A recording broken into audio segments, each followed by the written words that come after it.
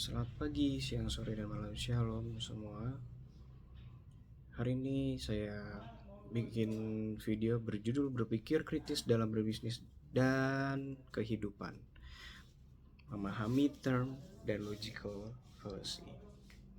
Dalam dunia bisnis dan kehidupan, keputusan yang kita ambil harus didasarkan pada pemikiran yang tajam dan analisis.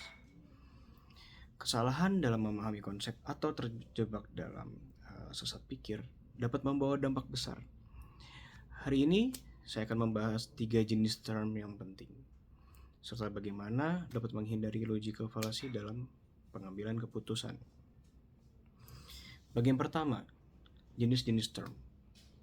Nah, dalam setiap kata yang kita gunakan memiliki kekuatan dalam membentuk persepsi. Dan berikut ini juga akan saya jelaskan ada 3 jenis term yang perlu kita pahami. Yang pertama yaitu term univoc, atau biasanya disebut orang-orang mengartikannya sebagai konsisten dalam makna, tidak berubah berdasarkan konteks. Contohnya yaitu profit dalam bisnis selalu berarti keuntungan finansial, tidak ada makna lain. Kemudian yang kedua yaitu term equivoc, satu kata makna berbeda berdasarkan konteks. Contohnya margin bisa berarti keuntungan dalam laporan keuangan atau batas dalam desain grafis. Kemudian yang ketiga yaitu term analog, bermakna serupa dalam konteks berbeda.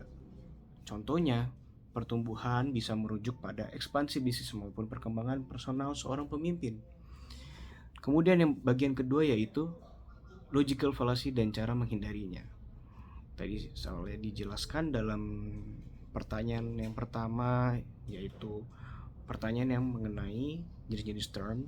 Yang kedua saya akan menjawab yaitu pertanyaan yang mengenai logical fallacy dan cara menghindarinya.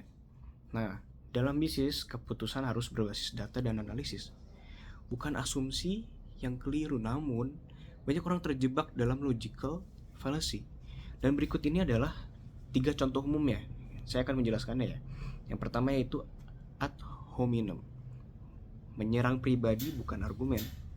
Contohnya, ide bisnisnya tidak mungkin berhasil, dia bahkan belum pernah menjalankan usaha. Solusinya adalah fokus pada fakta dan strategi, bukan individu.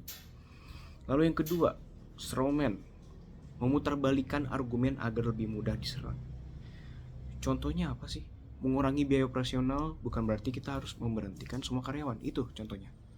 Kemudian solusinya apa? Dengarkan argumen secara utuh sebelum merespons.